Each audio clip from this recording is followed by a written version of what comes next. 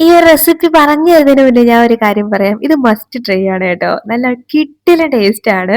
അപ്പൊ ഒരു പാനിലോട്ട് വെളിച്ചെണ്ണ ചൂടാക്കി അതില് ഒരു 3 തക്കാളി ഇതുപോലെ അരിഞ്ഞ് വെച്ച് കൊടുക്കണം. ഇനി അതിലേക്ക് ഒരു 1/2 കപ്പോളം പുളിയില്ലാത്ത തൈര്, ഒരു 5-6 അല്ലി വെളുത്തുള്ളിയും ചേർത്ത് ആ തൈരിലേക്ക് വെള്ളം ഒന്ന് വറ്റി വരുന്നവരെ ഒന്ന് മിക്സ് ആക്കണം. ഇനി അതിലേക്ക് 1 ടീസ്പൂൺ മുളക് പൊടിയും കൂടെ ചേർത്തിട്ട് നല്ലപോലെ ദാണ്ടെ ഇതുപോലെ വെള്ളം വറ്റി വരുന്നവരെ ഒന്ന് മിക്സ് ആക്കി എടുത്തതിന് ശേഷം ഒന്ന് തണുത്തിട്ട് ഒരു മിക്സിയുടെ ജാറിലോട്ട് ഇതെല്ലാം ഇട്ട് കൊടുക്കണേ.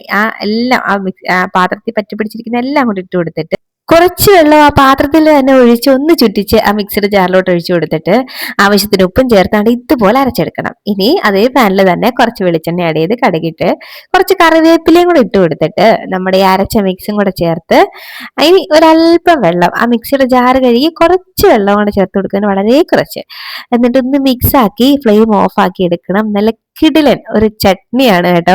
ഒരു രക്ഷയില്ലാത്ത ടേസ്റ്റ് ആണ്. അപ്പോഴ് ഇത് ചോറിന്റെ കൂടെ അല്ല, ദോശന്റെ കൂടെ ഇഡ്ലിന്റെ കൂടെ ഒക്കെ ബെസ്റ്റ് ആണ് കേട്ടോ. അപ്പൊ എന്തായാലും ട്രൈ ആക്കി നോക്കണം. മസ്റ്റ് ട്രൈ ആണ് കേട്ടോ. എന്നിട്ട് അത് അഭിപ്രായം പറയാൻ മറക്കരുത്.